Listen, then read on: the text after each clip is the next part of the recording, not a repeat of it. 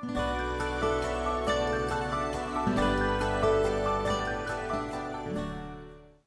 everyone, can you believe it? It is February the 27th. We are almost finished with the second month of our journey together. I can't believe how fast it's gone by. And just as a side note, there is not a February 29th. This is leap year. So you have an extra day, not a day to take off, by the way, but an extra day to catch up on some reading, maybe read ahead. I don't know. However you want to use that extra bonus day. But we don't want to not read, but use that day to catch up or to get ahead in your reading. So here's what I cannot even fathom in my own. I can't even go there. Can't even think about this. I've seen the movie. The old Charleston Heston movie with him being Moses and all of that. I still cannot fathom a million people in formation around the tabernacle. I cannot believe, I cannot imagine how that all set up and what that looked like. Hollywood did a really good job, but I still cannot imagine what that was like. The chaos of, it's like herding cats to get all of them together in a formation. And how Moses translated, or how it got not translated is not the, how it got transferred, all the information got transferred to all the different people. That still amazes me too. No social media, no Pony Express, no email, no snail mail. How did it get there? All of these questions just continue to run through my mind. And I say I'm going to ask God these things. When I get to heaven, I'm not going to worry about them. I'm going to be praising his name, and all these questions won't be in my mind anymore. But what we see in God, and what I have seen more this year, I think, than anything is, and I believe it's a lesson that he's teaching me, is that there can be calm in chaos. I feel like I live, and I'm sure most of you, a lot of you probably feel the same way. We just are busy people. But I feel like I live a lot of times in just chaos. There's just so many things that I'm trying to juggle. There's so many things that I'm trying to get done. But yet I seem to, on most days, and I will say there are days when I don't feel like I've got a handle on it, but I will say most days there is a calm that people will even say, I don't know how you are doing all that you do. And I don't have any other answer except it's not me, it's God. God has me in his hands. I have to focus on him. I have to ask him to show me what needs to be prioritized, what can go to the bottom of the list, what has to shift up to the top of the list.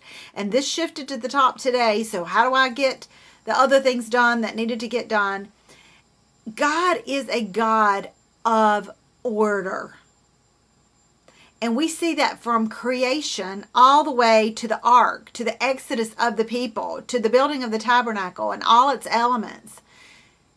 This is our God. He speaks of it in the New Testament when he's talking about the order of the church and how things should go in the church. There's an order to everything. He can bring calm to the chaos. We can have calm in the chaos with one word. I have learned this. I am learning this. It's called surrender. The Israelites had to surrender to Moses' leadership, who surrendered to God's leadership. So ultimately they're surrendering to God, but Moses is the mouthpiece of God.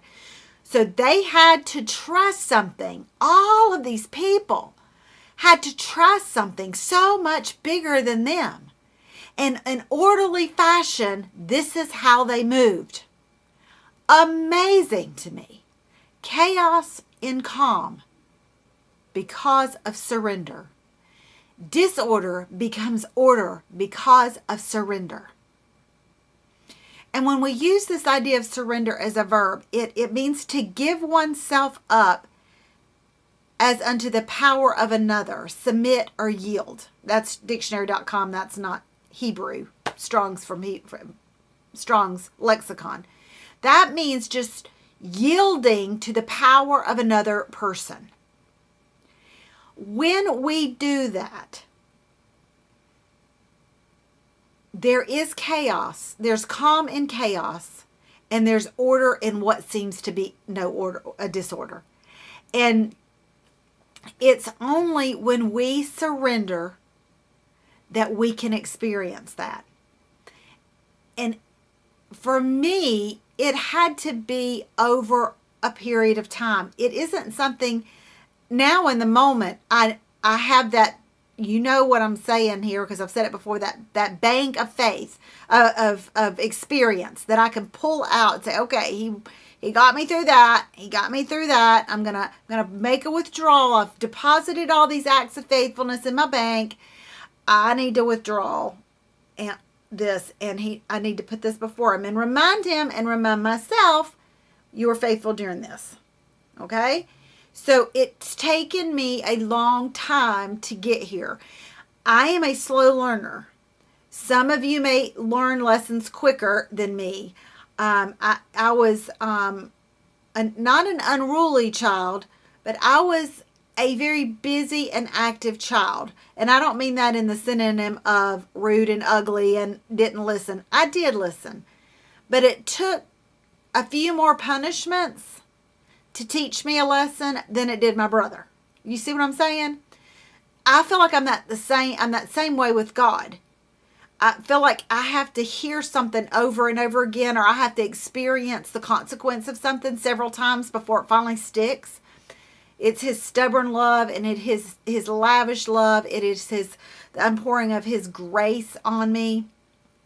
But here's what we need to remember, that surrender means our mind, body, soul, and spirit. It means everything about us. It means our wants, our whims, our wishes, and our wills. It means our control, our decision making. It means our thinking and our reasoning. It means everything.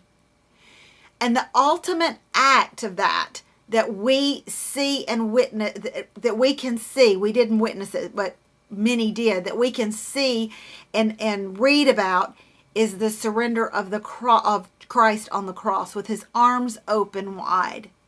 He chose to surrender his mind, body, soul, and spirit. Every want or whim or wish that he had, he surrendered it to God. His control, his thinking, his decision making, everything, he surrendered to God, and ultimately paid that price for us. So when I was thinking of surrender today, and what is the best verse, God, that we can go to that demonstrates surrender? And I went to Galatians 2:20. I have been crucified with Christ. Now, most of us, in fact, I would venture to say all of us, 99.99% of the people listening, will not ever have to experience a death because of their faith, a death because of their belief, much less a crucifixion. So this is not a physical crucifixion. This is the mindset of dying to self. I have been crucified with Christ. It is no longer I who live, but Christ who lives in me. And the life I live now in the flesh is by faith in the Son of God, who loved me and gave himself up for me. The ultimate verse of sacrifice is talking about our death to ourselves. Other great verses, or Romans 12:1-2, is transforming our mind through the power of the Word of God and surrendering to his will by placing ourselves as a living sacrifice to him. Again, Romans 12:1-2. That's another great verse.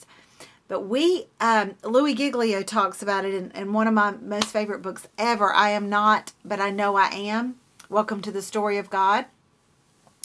He likens it to a daily funeral. Each day we have to get up and say, I am crucified with Christ, but I no longer live. It is Christ who lives in me. This life I live in the flesh is by faith in God. the one who died, sent his son to die for me.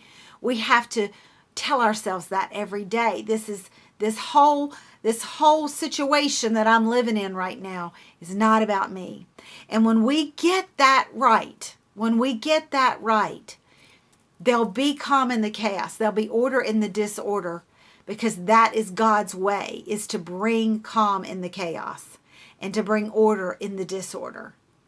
And no matter how chaotic things are, there'll be a peace. There'll be a knowing in that moment of what to do, when to do it, how to move forward. Do we step back? Do we go this direction? Do we go this direction? Do we stay still? We are the temple and the dwelling place of God. We're the tabernacle of God. As long as we keep him in the center, we will have that peace in the storms. We will have that peace in the wilderness. We will have that calm in the chaos. It will be possible. But it starts with one word: surrender. See you next time on Read Through the Word.